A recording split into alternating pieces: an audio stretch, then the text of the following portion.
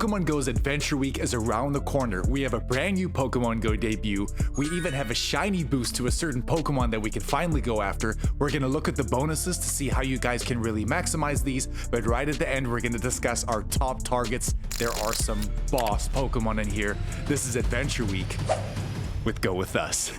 Shh. First up, time and date. Guys, the Adventure Week is going to be taking place on Tuesday the 29th at 10 a.m., running all the way until Sunday the 3rd at 8 p.m. local time, which brings about our new Pokemon GO debut. Toedscool.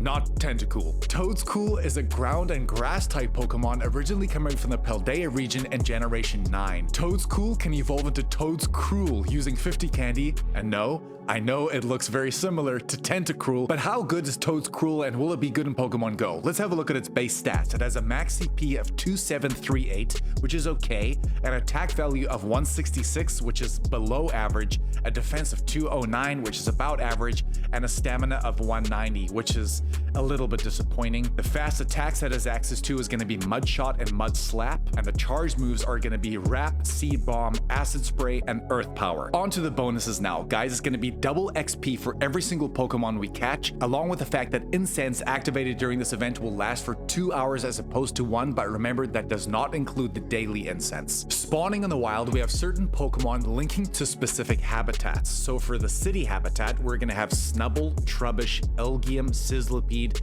and rare response for Esper.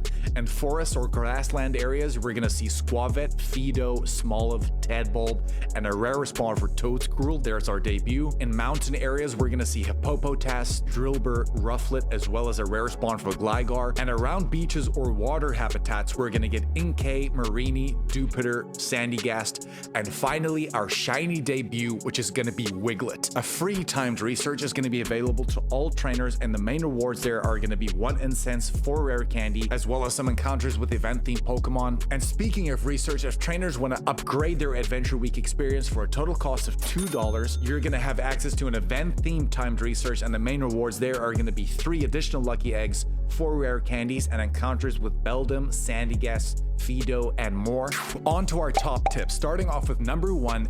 How do I get shiny Wiglett, and what is the best chance we could do that? Guys, it states very clearly that unfortunately the only way we can get or even encounter Wiglett is near a beach biome or something to do with bodies of water. I want you guys to use rainy lure modules as well, because that is going to be your best way at attracting water type Pokemon, which Wiglett is, to the lure. So if you combine that 2-hour incense along with the fact of a few rainy lure modules on your route, eventually you will encounter more Wiglett, and hopefully you do get that shiny. I don't think it is going to be shiny boosted, so probably is looking at a rate of 1 in 512. Tip number 2 is all about XP. We know we're in the middle of the Ultra Unlock right now for Steel and Scales. If you guys want to check out how to really maximize the last few days of that event, please check it out up here. But guys, it's going to be 2 times XP for catching Pokemon, so I really want you to have those lucky eggs ready, especially if you're on the grind to level 31 or level 50. Every single Pokemon you catch during this Adventure Week on an excellent throw is going to grant you 2000 XP per catch. However, if you use a lucky egg and you have a mega level 3 Pokemon out, guys, you're going to be getting about 4500 XP per excellent throw. And remember, some of these Pokemon have very easy excellent throws, something like a Snubbull, so a good opportunity to get XP again. Our last tip has to do with candy gains, and I'm going to keep this very brief. You need to mega level 3 a Pokemon that shares the same type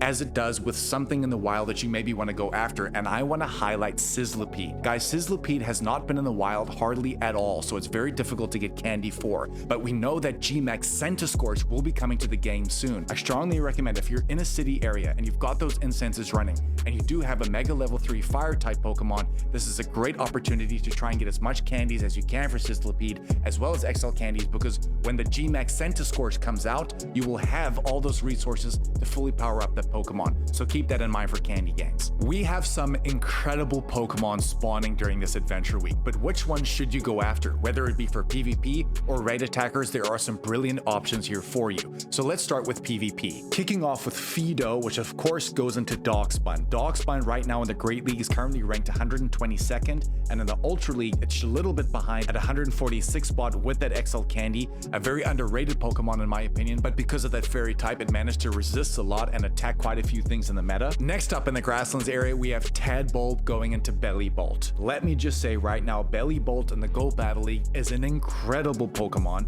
It's currently ranked 59th in the Great League, and the optimal IV set you want there is going to be a 0-14-12. And in the Ultra League, it is currently taking #1. Bellybolt is officially the #1 Pokemon to use in the Ultra League, and the optimal IV set you want there is completely different. It's going to be a 0-15-10. Please go after Bellybolt, brilliant in PvP. Next up in the grasslands area, we have Toedscool going into Toedscruel. Unfortunately, guys, Toedscruel as a grass attacker as well as a ground attacker is not going to feature up against any of the great Pokemon in those categories, and even in PvP. If we look at those base stats again, it's very glassy. We can't see a ranking right now, but I don't think Toedscruel is going to serve us in any way other than a dex entry. If we go to the mountains area habitat now, the first one we would definitely look at is going to be Hippopotas going into Hippowdon. Hippowdon is currently ranked 138 in the Great League, but it's in the Ultra League that Hippowdon shines even higher. Its shadow form is currently in 96th spot, and its regular is 107.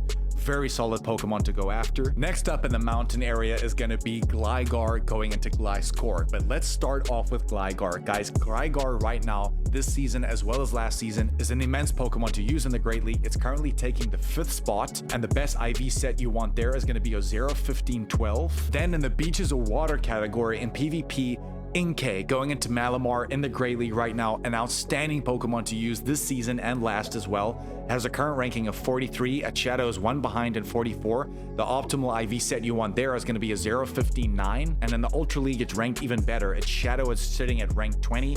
It's regular at 44, both with XL Candy, and the best set you want there is a 3-15-15. Moving on now to Mareanie going into Toxapex. Toxapex right now really shines in the Great League at a current ranking of 61.